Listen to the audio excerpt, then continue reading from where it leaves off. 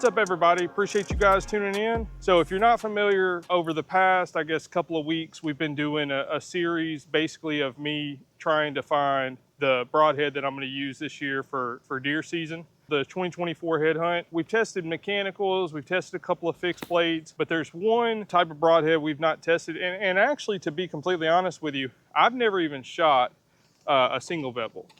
It's a single bevel broadhead. It has a 1 3/16 cut. This is called the FJ2. They are made in America. They're made by Helix. It has a innovative fighter jet profile that allows overall stability and accuracy while in flight. And I mean, that kind of makes sense to me, right? Creates increased arrow rotation, which results in superior penetration of your target, even if penetrating bone. That's kind of the benefits of a single bevel. Helix broadheads create devastating helical wound channels with razor sharp edging, and sharpening blades is a simple task with the Helix sharpener, which is sold separate. These are 125, and it says you can shoot them on a compound, crossbow, or traditional. So let's get them out of the package here. Packaging is, you know, well, there you go. It comes with this little, I don't know what this is, but they must have changed this because when I looked at a couple of videos, people had cases. So I don't know why they would go from cases to this cheap, looks like it was 3D printed and, you know, no case at all. I mean, I guess to cut funds, cut down on costs. Just to throw this out there, they only have a right bevel. They don't have a left bevel, not that I could find anyway. It is a right bevel only. They do have an upgraded version of this, which is called the FM4. I read a lot of reviews saying that the bleeder blades fell off of that one, that the bleeder blade was held by friction. I decided to just go with the FM2. And if you look on here, you could tell the broadhead doesn't look real clean. It's got scratches and stuff on it. All of them are like that. But I mean, who cares? It's a broadhead. Just to show you here, I dropped this one down on the ground, so it's a little dirty, but there's like I wish you guys could feel this.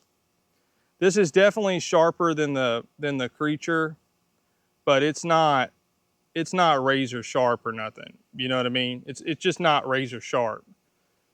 You know, I wouldn't be doing that if it was razor sharp. So anyway, 125 grain Helix, single bevel broadhead. Let's put it through our testing course. Let's see what she's got, baby.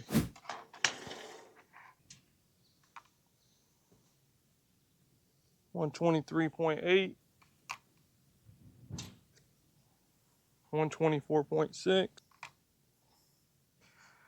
124.2. So all within a grain. 40.3. So we're gonna shoot the broadhead first, the Helix FM2. I don't want to shoot my arrow. So here we go at 40. The FM2, Helix FM2 at 40.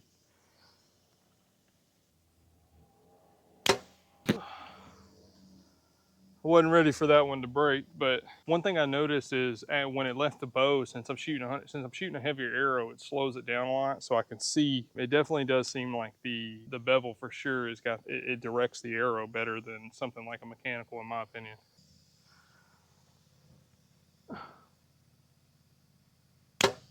That was better. Let's go take a look. I mean, at 40, that's not bad. This is the broadhead here. Look how much further it went in. Here's our fill point. So it felt a little left. When you can call it, that's good. Trying to pull that thing out.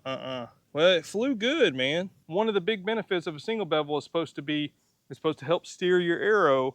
And since I have a right helical, my arrow spins right when it leaves my arrow rest, and this is a right bevel, I could definitely tell it was steering my arrow. I wish I had a slow-mo camera so we could capture it, but you just, with the cameras I got, you can't really tell. The other benefit of a single bevel is this thing's supposed to really rotate through the cavity and cause carnage. So let's shoot this thing into our 10% FBI clear ballistics gel block, and let's see how much this thing rotates in that gel.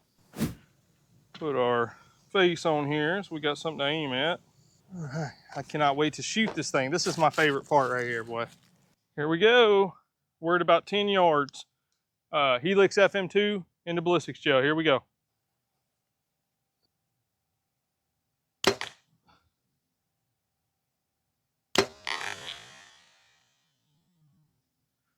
All right, let's see what she did. All right, so let's measure first. 10, right at 10. Yep, right at 10. So the furthest one by about a ½ inch. So now we have to figure out, did it turn? And that's the key. I mean, you can see it comes in at an angle and it rotates like this because so it comes in like this and then it rotates. So you can definitely tell it rotated. So looking at that, how it come in basically like a slant, and as it rotated right. So very cool, man. So I'd say, I don't know, I guess about a 1/4 inch. It rotated a 1/4 inch at 10 inches. I did think it would turn more than that, but I mean, you know. All right, I would assume this is where these types of heads shine. So we're shooting at a 10, maybe 15-degree angle. If it deflects, doesn't mean it's a bad broadhead. It just means it has more deflection than some other broadheads we've tested. So let's go ahead. This is the FM2, testing for deflection, a little bit of durability. Here we go.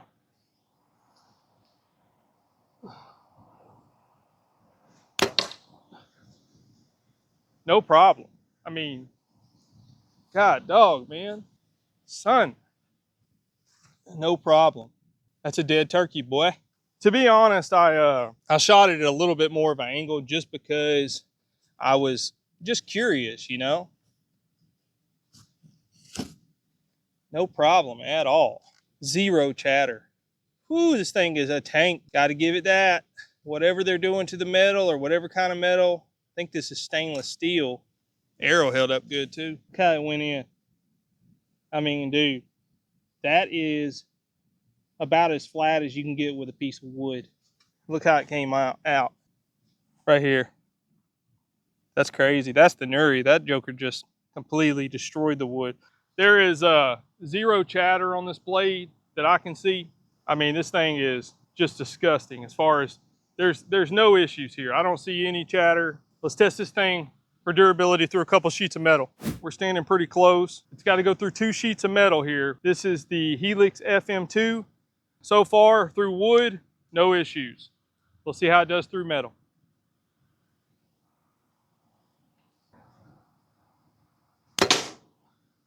Let's take a look. See what the durability.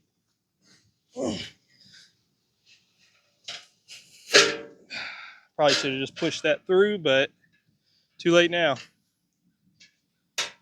That's the exit. Pretty nasty. Here's the entrance. So it turned quite a bit. So we shot it like this. This is how it hit it. Okay. So if we rotate this, it turned almost half a rotation. So pretty disgusting. Here's the head. Got to give it that, man. God, dog. There's like, you can't even tell this thing's been shot. Is there like nothing? I mean, like still has an edge. Wow. All right.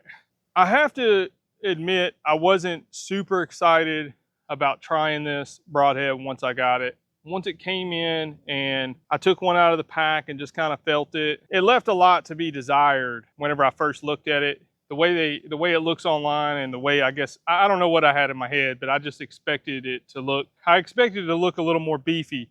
And I guess what stands out to me with this broadhead is reliability, durability. These are reliable. As far as accuracy goes, I could just, like I said, I could just tell the arrow flight was like almost the best arrow flight I've seen with a broadhead. It's like it's almost like it's pulling the arrow instead of the arrow having to, you know, correct and redirect the broadhead. The broadhead is doing the directing, and I think that's something that you don't really get with a mechanical that I've noticed. Now I'm going to shoot a few of them going forward with 125 up front, and with this arrow maybe I'll be able to see a difference there too. Maybe it's just the weight of this arrow and being able to see the arrow better because it slowed it down.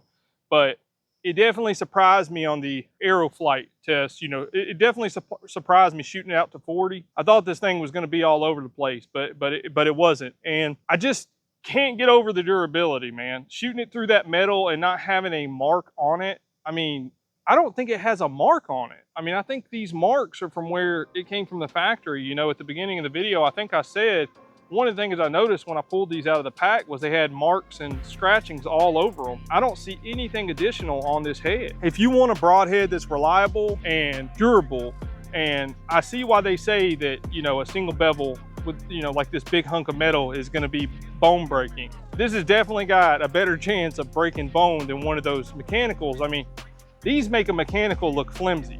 Now, I like the mechanicals because I really appreciate creativity and when people think outside of the box, and that's why I'm always drawn to mechanicals. Anyway, this broadhead definitely impressed me.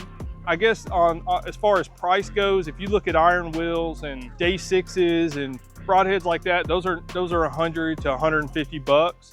This one's at $70. They are, I guess, bare bones type of broadhead. They do the job. They're a workhorse is what I would call it. This is a workhorse type of broadhead, and if you have a box of these at the house, I don't think there's an issue. I think you'll be just fine. These will definitely do the job, let's just say that. But anyway, if you found this informative, if you liked the video, please subscribe. Small channel trying to grind and get our numbers up. It really helps. Like the video, share the video, all that stuff. Really appreciate it. As always, God bless you guys. Until next time, you guys have a great week. Thank you so much.